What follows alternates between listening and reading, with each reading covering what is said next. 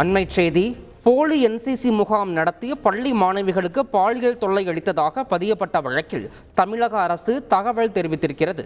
சிவராமன் மற்றும் அவரது தந்தை மரணம் தொடர்பாக விசாரணை நடத்தப்பட்டதா என நீதிபதிகளின் கேள்விக்கு தமிழக அரசு பதிலளித்திருக்கிறது. இதனை அண்மைச் செய்தியாக பார்த்து வருகிறோம். கூடுதல் விவரங்களை செய்தியாளர் சுரேஷ் வழங்கிட கேட்கலாம். சுரேஷ் வணக்கம். இது தொடர்பான கூடுதல் விவரம். வணக்கம். கிருஷ்ணகிரியில் போலி என்சிசி முகாம் நடத்தி மாணவிகளுக்கு பாலியல் தொல்லை அளிக்கப்பட்டதாக பதியப்பட்ட வழக்கின் விசாரணையை சிபிஐக்கு மாற்ற வேண்டும் என்ற கோரிக்கையுடன் வழக்கறிஞர் சூரிய பிரகாசம் என்பவர் உயர்நீதிமன்றத்தில் வழக்கு தொடர்ந்திருந்தார். இந்த வழக்கு நீதிபதிகள் கிருஷ்ணகுமார் மற்றும் பாலாஜி அமர்வில் விசாரணைக்கு வந்தது. அப்போது இந்த வழக்கின் விசாரணை நிலை குறித்த அறிக்கையானது தாக்கல் செய்யப்பட்டது.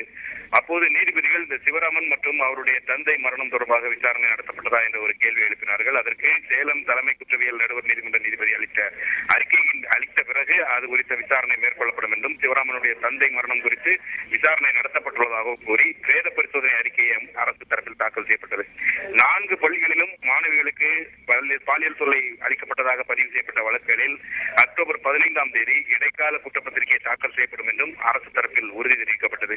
மேலும் இந்த சம்பவம் தொடர்பாக முழுமையாக விசாரணை நடத்தப்பட்டுள்ளதாகவும் நீதிமன்றம் எந்த ஒரு சந்தேகமும் கொள்ள வேண்டாம் என்றும் அரசு தரப்பில் தெரிவிக்கப்பட்டது.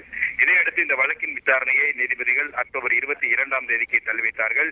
இதற்கிடையில் இந்த வழக்கினுடைய விசாரணையை ரகசிய விசாரணையாக நடத்த வேண்டும் என்று அரசு தரப்பில் விடுக்கப்பட்ட கோரிக்கை குறித்து அடுத்த விசாரணையின் போது பரிசீலிக்கப்படும் என்றும் நீதிபதிகள் தெரிவித்தார்கள்.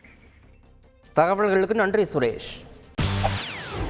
செய்திகளை உடனுக்குடன் தெரிந்து கொள்ள உடனே சப்ஸ்கிரைப் பண்ணுங்க.